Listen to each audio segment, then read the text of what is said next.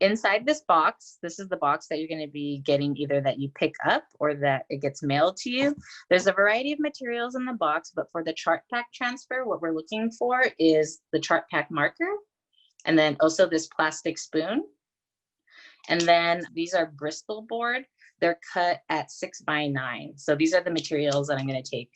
And so basically for the Chartpak transfer, what you want to be working with is black and white photos. The images that I have here are just images that I pulled quickly from the internet. But basically I selected anything that was black and white. If you don't have black and white images, you could change your images that are color into black and white. And so I'll just go briefly into just like a quick edit. So I have these images of clocks. I'm gonna go ahead and open it up in Photoshop. And the only thing that you really need to do for Chartpak image transfer is to flip. So not invert, but to flip your images. So if you could see right now in this images of clocks, all the numbers are read normally, right? And so what I wanna do is go to image rotation. I'm gonna go to flip horizontal. And what that's going to do is flip those numbers around. And the reason why you need to do this for the Chartpak process is because it's a contact to contact process, which means the images sit right on top of each other. So that's the reason why I need to reverse those numbers. And so I'm going to go ahead and print this as my example. The other stipulation for this process is that your printer must be a toner-based printer. This particular printer only prints black and white. That's probably one of the most key factors of having a toner-based printer, or in this case, a laser printer. So if you have a laser printer, you'll be able to do this at home. If not, what I can do is if you send me images, I could print your images and include them in your box. And this is just a plain and simple laser printer paper. It's not on any special photo paper or anything like that. And then, of course, the other thing that you want to consider that I didn't think of in this moment was making sure that the size of the image that you want to transfer is the exact size that you want it to be. So there's no enlargement or minimizing process through this. There is a selectiveness to the parts of the image that you use, which I'll be able to explain when I move over to the table. I'll go over the context of the box, contents of the box after. So I'm going to take one of these pieces of paper.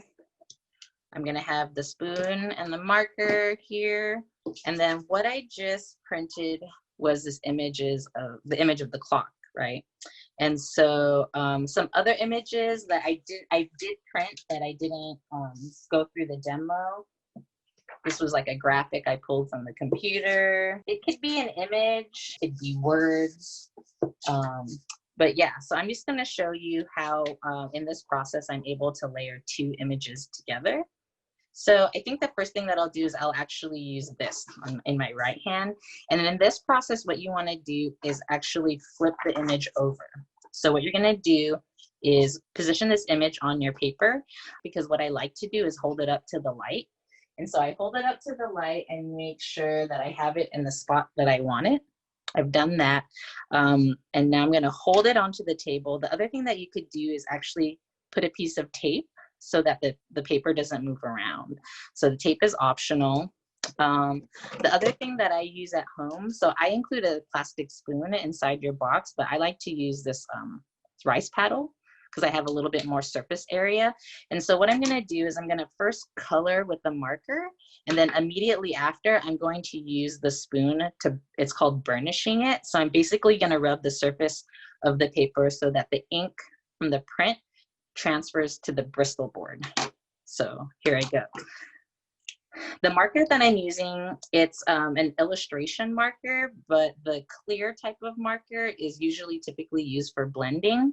When I go ahead and start coloring, so the other thing that you want to do is you only want to color the areas of the paper that you know you want to transfer.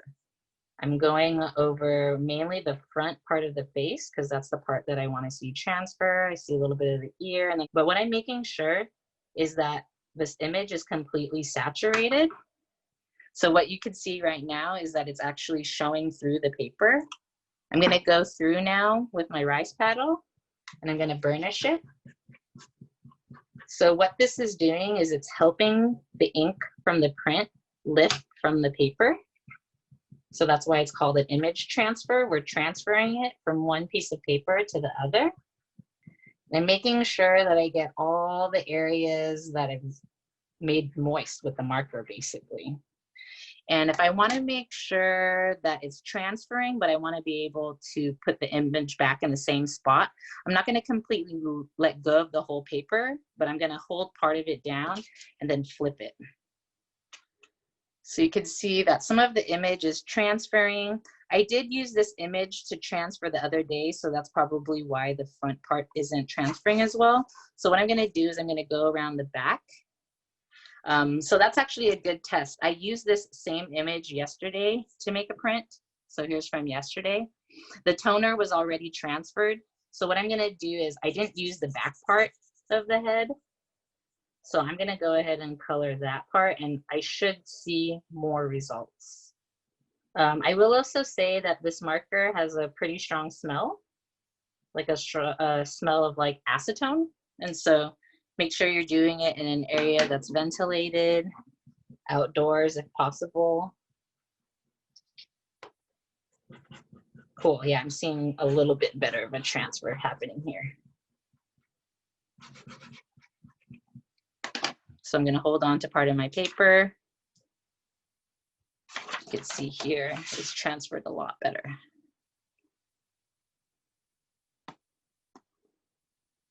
Cool.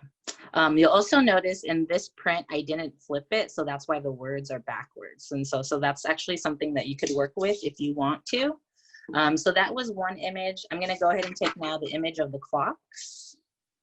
I'm gonna arrange it on my paper.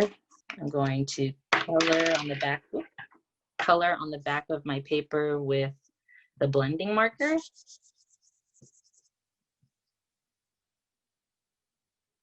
And so again, this is working really well with the freshly printed image.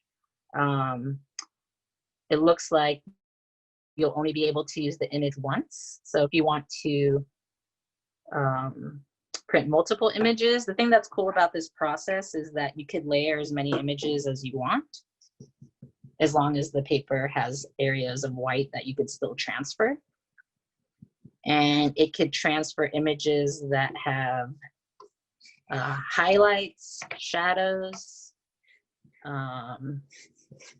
Yeah, it's very forgiving with which kinds of images you want to be able to transfer. So it doesn't need any particular type of contrast, which is really cool. It could be a low contrast or high contrast image.